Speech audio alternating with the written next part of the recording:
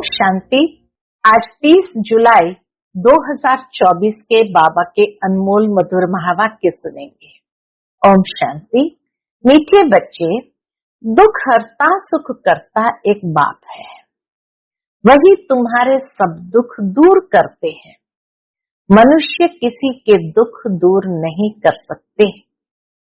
आज की मुरली से प्रश्न है, विश्व में अशांति का कारण क्या है? शांति स्थापन कैसे होगी? उत्तर, विश्व में अशांति का कारण है अनेकानेक धर्म। कलयुग के अंत में जब अनेकता है तब अशांति है।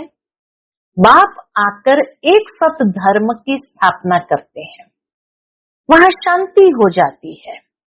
तुम समझ सकते हो कि लक्ष्मी नारायण के राज्य में शांति थी, पवित्र धर्म, पवित्र कर्म था। कल्याणकारी बाप फिर से वह नई दुनिया बना रहे हैं, उसमें अशांति का नाम नहीं। ओम शांति। रूहानी बाप बैठ रूहानी बच्चों को समझाते हैं। रूहानी बाप को ही ज्ञान का सागर कहा जाता है। यह तो बच्चों को समझाया है। बॉम्बे में भी बहुत सोशल वर्कर्स हैं, उनकी मीटिंग होती रहती है। बॉम्बे में खास जहां मीटिंग करते हैं उनका नाम है भारतीय विद्या भवन। भारतीय विद्या भवन। अब विद्या होती है दो प्रकार की। एक है जिस्मानी विद्या, जो स्कूल कॉलेजों में दी जाती है। अब उसको विद्या भवन कहते हैं। जरूर वहां कोई दूसरी चीज है। अब विद्या किसको कहा जाता है? रियल विद्या किसको कहा जाता है? यह तो मनुष्य जानते ही नहीं। यह तो रूहानी विद्या भवन होना चाहिए। विद्या ज्ञान को कहा जाता है। इसीलिए दुनिया में स्कूल में भी यही कहा जाता है कि विद्या से विनय आता है। जिसने विद्या को सचमुच में जीवन में धारण किया, उसके अंदर विनय, विनम्रता आ जाती है। लेकिन आज की दुनिया के अंदर देखा जाए कि मनुष्य जो जिस्मानी विद्या पढ़ता है, उससे उसके अंदर अहंकार बढ़ता है, और इसीलिए अहंकार सबसे बड़ा अज्ञान है। तो बाबा आकर हम बच्चों को रूहानी विद्या सिखाते हैं। विद्या का सही अर्थ है ज्ञान। तो विद्या ज्ञान को कहा जाता है। परम पिता परमात्मा ही ज्ञान सागर है। श्री कृष्ण को ज्ञान का सागर नहीं कहेंगे।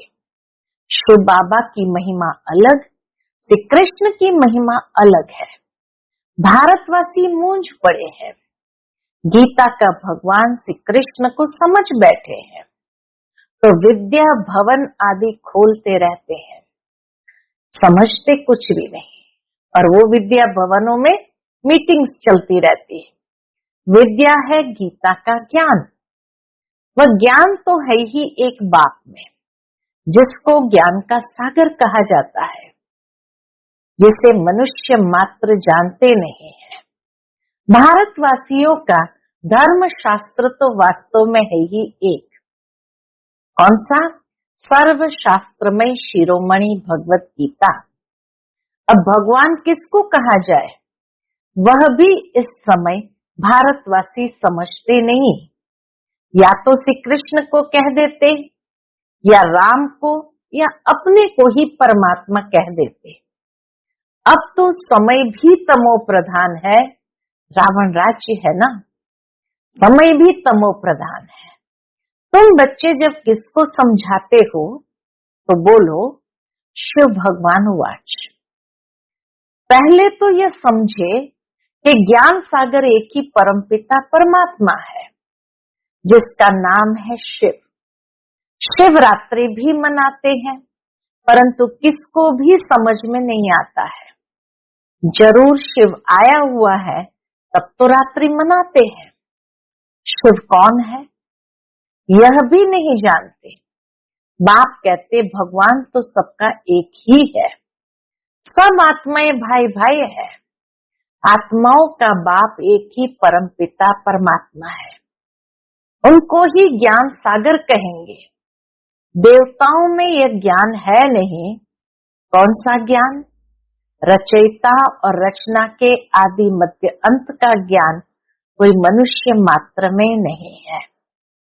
कहते भी है प्राचीन ऋषि मुनि नहीं जानते थे। प्राचीन का भी अर्थ नहीं जानते। सतयुग त्रेता हुआ प्राचीन, सतयुग है नई दुनिया। वहां तो ऋषि मुनि थे ही नहीं।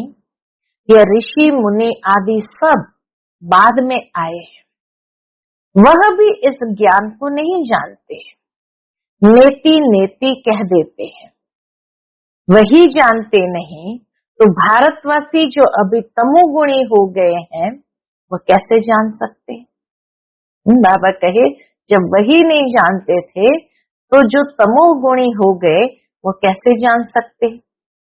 इस समय साइंस का घमंड भी कितना है। इस साइंस द्वारा समझते हैं भारत स्वर्ग बन गया है। इसको माया का पॉम्प कहा जाता है। फॉल ऑफ पॉम्प का एक नाटक भी है। कहते भी है कि इस समय भारत का पतन है। सतयुग में उत्थान है, अब पतन है। यह कोई स्वर्ग थोड़ी है, यह तो माया का पॉम्प है। इसको खत्म होना ही है। ये माया के पॉम्प को खत्म होना ही है। मनुष्य समझते हैं विमान है, बड़े बड़े महल, बिजलियां है, यही स्वर्ग है। कोई मरता है तो भी कहते हैं स्वर्गवासी हुआ। इससे भी समझते नहीं कि स्वर्ग गया तो जरूर स्वर्ग कोई और है ना। मनुष्य अगर स्वर्ग गया तो स्वर्ग कोई और है ना। ये तो रावण का पॉम्प है। बेहद का बाप स्वर्ग की स्थापना कर रहे हैं। इस समय है चटा बेटी माया और ईश्वर की। इसको कहा जाता है चटा बेटी माया और ईश्वर की। आसुरी दुनिया और ईश्वरीय दुनिया की। यह भी भारतवासियों को समझाना पड़े। दुख तो अजन बहुत आने वाला है। बाबा ने ये जैसे भविष्यवाणी बता दी कि दुख तो अजन बहुत आने वाला है, अर्थात दुख आना है। स्वर्ग तो होता ही सतयुग में है, कलयुग में हो न सके। यह भी किसको पता नहीं पुरुषोत्तम संगम युग किसको कहा जाता है। यह भी बाप समझाते हैं। ज्ञान है दिन, भक्ति है रात। अंधियारे में धक्के खाते रहते हैं। भगवान से मिलने के लिए कितने वेद शास्त्र आदि पढ़ते हैं। ब्रह्मा का दिन और रात, सो ब्राह्मणों का दिन और रात। सच्चे मुखवंशावली ब्राह्मण तुम हो। वह तो है कलयुगी कुवंशावली ब्राह्मण। तुम हो पुरुषोत्तम संगम युगी ब्राह्मण। यह बातें और कोई नहीं जानते। यह बातें जब समझे तब बुद्धि में आए कि हम ये क्या कर रहे हैं। भारत सतो प्रधान था, जिसको ही स्वर्ग कहा जाता है, तो जरूर यह नर्क है। तब तो नर्क से स्वर्ग में जाते हैं। वहां शांति भी है, सुख भी है, लक्ष्मी नारायण का राज्य है ना। तुम समझा सकते हो मनुष्य की वृद्धि कैसे कम हो सकती है, अशांति कैसे कम हो सकती है। अशांति है ही पुरानी दुनिया कलयुग में, नई दुनिया में ही शांति होती है। स्वर्ग में शांति है ना। उनको ही आदि सनातन देवी देवता धर्म कहा जाता है। हिंदू धर्म तो अभी का है, इनको आदि सनातन धर्म नहीं कह सकते। हिंदू धर्म को आदि सनातन धर्म नहीं कह सकते। ये तो हिंदुस्तान के नाम पर हिंदू कह देते हैं। आदि सनातन देवी देवता धर्म था। वहां कंप्लीट पवित्रता सुख शांति हेल्थ, वेल्थ आदि सब था। अभी पुकारते हैं, हम पतित हैं, हे पतित पावन आओ। अब प्रश्न है, पतित पावन कौन? पुकारते हैं तो पतित पावन कौन? श्री कृष्ण को तो नहीं कहेंगे। पतित पावन परमपिता परमात्मा ही ज्ञान का सागर है, वही आकर पढ़ाते हैं। ज्ञान को पढ़ाई कहा जाता है, सारा मदार है गीता पर। अभी तुम प्रदर्शनी, म्यूजियम आदि बनाते हो, लेकिन अभी तक बीके का अर्थ नहीं समझते। हम बाबा कहे तुम इतने प्रदर्शनी, म्यूजियम बनाते हैं, लोग आते हैं, समझते हैं, लेकिन अभी तक बीके का अर्थ नहीं समझते। समझते हैं ये कोई नया धर्म है, सुनते हैं, समझते कुछ नहीं। बाप ने कहा है बिल्कुल ही तमो प्रधान पत्थर बुद्धि है। इस समय साइंस घमंडी भी बहुत बन गए हैं। साइंस से ही अपना विनाश कर लेते हैं तो पत्थर बुद्धि कहेंगे ना, पारस बुद्धि थोड़ी कहेंगे। बॉम्ब्स आदि बनाते हैं अपने विनाश के लिए। ऐसे नहीं शंकर कोई विनाश करता है, नहीं, इन्होंने अपने विनाश के लिए सब बनाया है, परंतु तमो प्रधान पत्थर बुद्धि समझते नहीं है।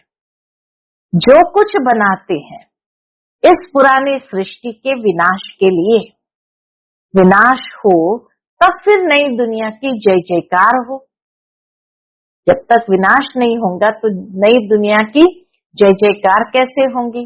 वह तो समझते हैं स्त्रियों का दुख कैसे दूर करें, परंतु मनुष्य थोड़ी किसका दुख दूर कर सकते हैं। दुख हरता सुख करता तो एक ही बाप है।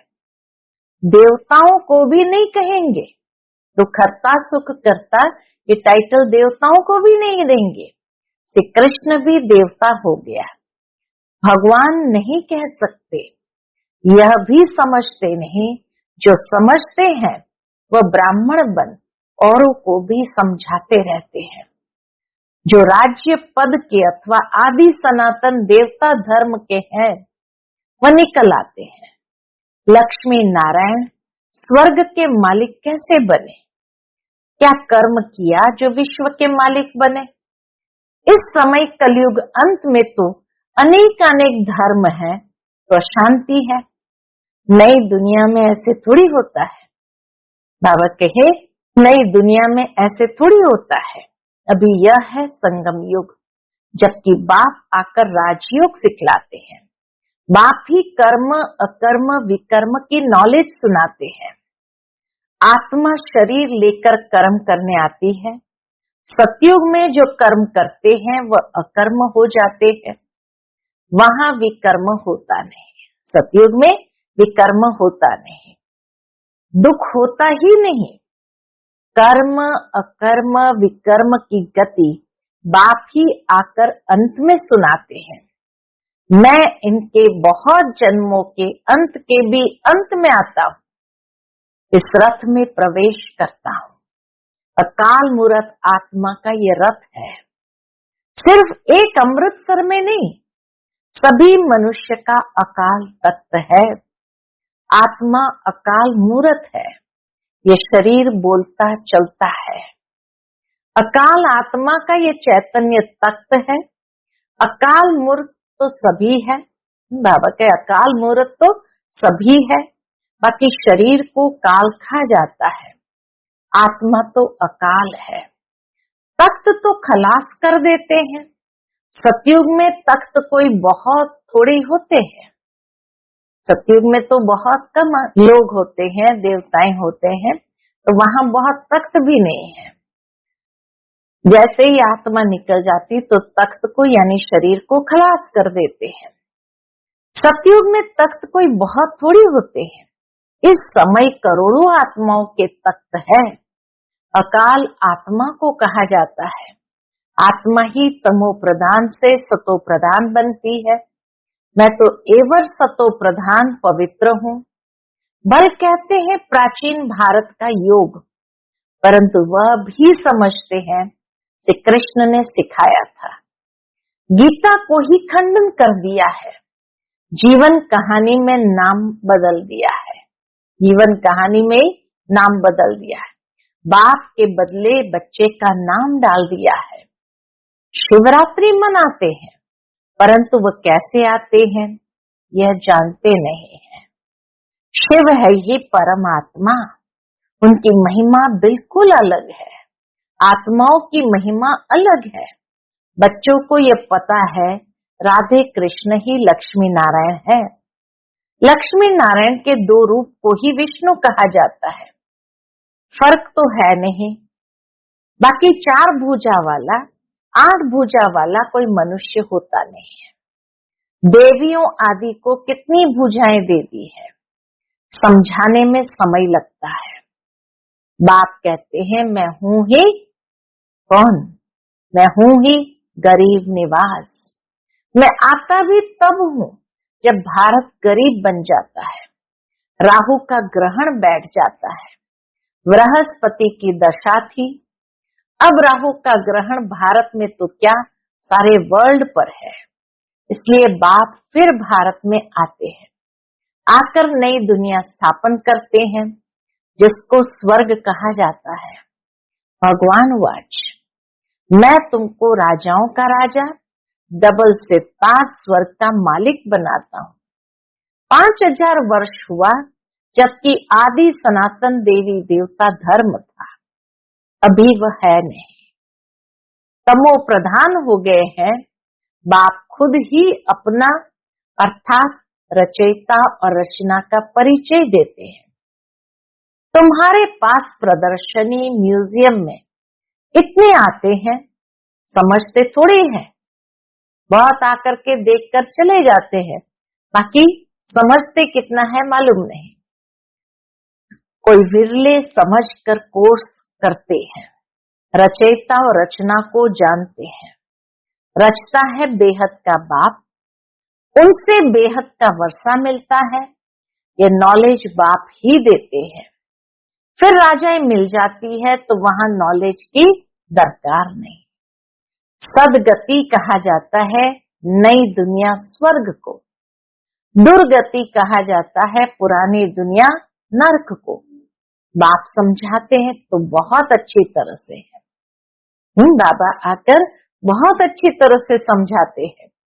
बच्चों को भी ऐसे समझाना है, लक्ष्मी नारायण का चित्र दिखाना है। यह विश्व में शांति स्थापन हो रही है। लक्ष्मी नारायण का राज्य माना ही विश्व में शांति स्थापन हो रही है। आदि सनातन देवी देवता धर्म का फाउंडेशन है नहीं, जो बाप स्थापन कर रहे हैं। देवताओं का पवित्र धर्म पवित्र कर्म था, अभी यह है ही विशेष वर्ल्ड। नई दुनिया को कहा जाता है वाइसलेस वर्ल्ड शिवालय। अब समझाना पड़े तो विचारों का कुछ कल्याण हो। बाप को ही कल्याणकारी कहा जाता है, वह आते ही है पुरुषोत्तम संगम युग पर। कल्याणकारी युग में कल्याणकारी बाप आकर सबका कल्याण करते हैं, पुरानी दुनिया को बदल नई दुनिया स्थापन कर देते हैं। ज्ञान से सदगति होती है, इस पर रोज टाइम लेकर समझा सकते हो। बोलो, रचता और रचना के आदि मध्य अंत को हम ही जानते हैं। यह गीता का एपिसोड चल रहा है जिसमें भगवान ने आकर राजयोग सिखाया है, डबल सिरताज बनाया है। यह लक्ष्मी नारायण भी राजयोग से यह बने हैं। इस पुरुषोत्तम संगम युग पर बाप से राजयोग सीखते हैं। बाबा हर बात कितना सहज समझाते हैं, बाबा हर बात एकदम सहज करके समझाते हैं। अच्छा, मीठे मीठे सिकिलदे बच्चों प्रति माता पिता बाप दादा का याद प्यार और गुड मॉर्निंग। रूहानी बाप की रूहानी बच्चों को नमस्ते। हम सब रूहानी बच्चों की रूहानी माता पिता बाप दादा को याद प्यार गुड मॉर्निंग और नमस्ते नमस्ते। शुक्रिया बाबा, शुक्रिया। आज की मुरली से धारणा के लिए मुख्य बात है, पहली पॉइंट, राजयोग की पढ़ाई सोर्स ऑफ इनकम है, क्योंकि इससे ही हम राजाओं का राजा बनते हैं। ये रूहानी पढ़ाई रोज पढ़नी और पढ़ानी है। दूसरी पॉइंट, सदा नशा रहे कि हम ब्राह्मण सच्चे मुखवंशावली है, हम कलयुगी रात से निकल दिन में आए हैं। यह है कल्याणकारी पुरुषोत्तम युग, इसमें अपना और सर्व का कल्याण करना है। आज का बाप दादा का मधुर वरदान हम बच्चों के प्रति है, हर श्रेष्ठ संकल्प को कर्म में लाने वाले मास्टर सर्वशक्तिमान भव। हर श्रेष्ठ संकल्प को कर्म में लाने वाले मास्टर सर्वशक्तिमान भव। मास्टर सर्वशक्तिमान माना संकल्प और कर्म समान हो। मास्टर सर्वशक्तिमान माना संकल्प और कर्म समान हो। अगर संकल्प बहुत श्रेष्ठ हो और कर्म संकल्प प्रमाण न हो तो मास्टर सर्वशक्तिमान नहीं कहेंगे। तो चेक करो, जो श्रेष्ठ संकल्प करते हैं वो कर्म तक आते हैं या नहीं। मास्टर सर्वशक्तिमान की निशानी है, क्या निशानी है, कि जो शक्ति जिस समय आवश्यक हो वो शक्ति कार्य में आए। स्थूल और सूक्ष्म सब शक्तियां इतना कंट्रोल में हो जो जिस समय जिस शक्ति की आवश्यकता हो उसे काम में लगा सके। आज का स्लोगन है, ज्ञानी तो आत्मा बच्चों में क्रोध है, तो इससे बाप के नाम की ग्लानि होती है। जरूर इस बात को अच्छी तरह समझना है कि ज्ञानी तो आत्मा बच्चों में क्रोध है, तो इससे बाप के नाम की ग्लानि होती है। ये ज्ञानी तो आत्मा तो वह जिसमें क्रोध न हो। अच्छा, ओम शांति।